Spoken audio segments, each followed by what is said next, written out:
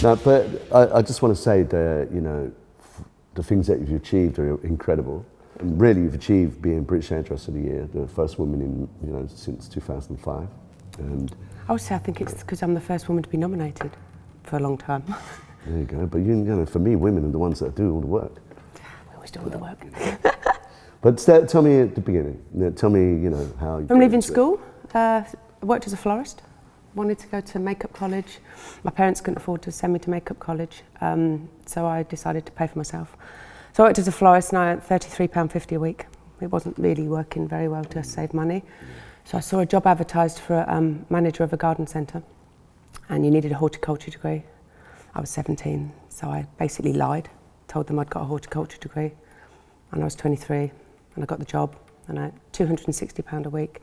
So much better, and then worked 4 days in a pub in the evening. And I think my parents just got totally sick of the fact that I was going to go to this makeup college, so they in the end paid the rest. Went to this makeup college, learnt theatrical makeup. I'm an ex-theatre girl, I love theatre. Yeah. And then I just needed a job in London, any job in London. And a friend of mine was working for this hairdresser that I'd never heard of called Trevor Sorby. Oh, there you go. So he was looking for apprentices. So at this time I was 19, and at that time in hairdressing you had to be qualified by the age of 21.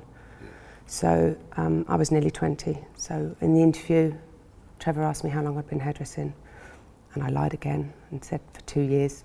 Fantastic. Got the job, cut a bob, very unsuccessfully. So it actually ended up about here. So I got called back in the office the next day, and Trevor said, how long have you actually been hairdressing? And I was like, a week.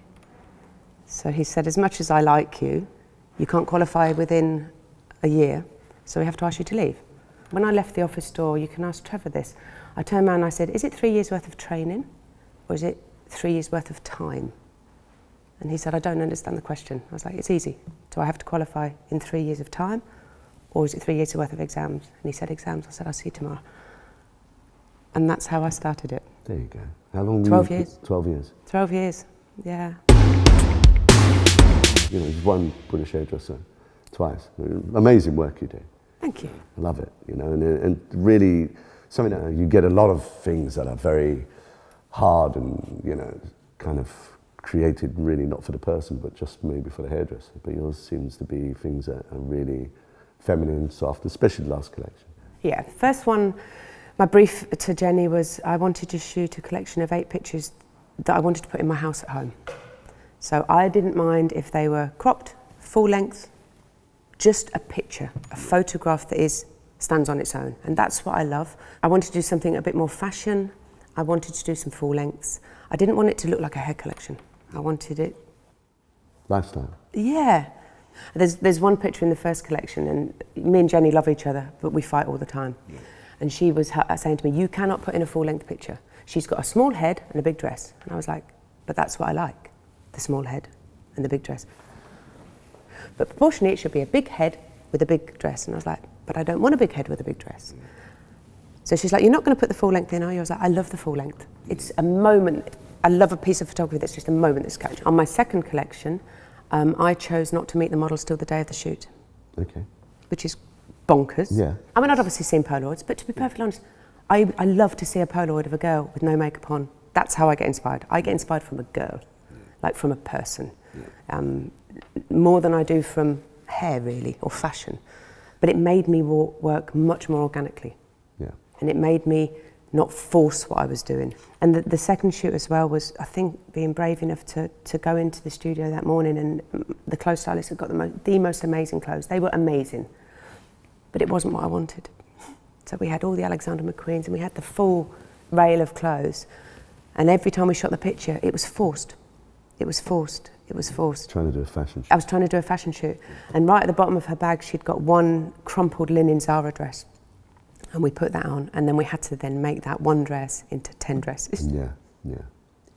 Because the linen gave it the organic feel. And it was just being brave enough to get rid of everything that was amazing. When I won the British Hairdresser of the Year, I wanted to do something that gave back to the industry. That's what I decided I wanted to do with it.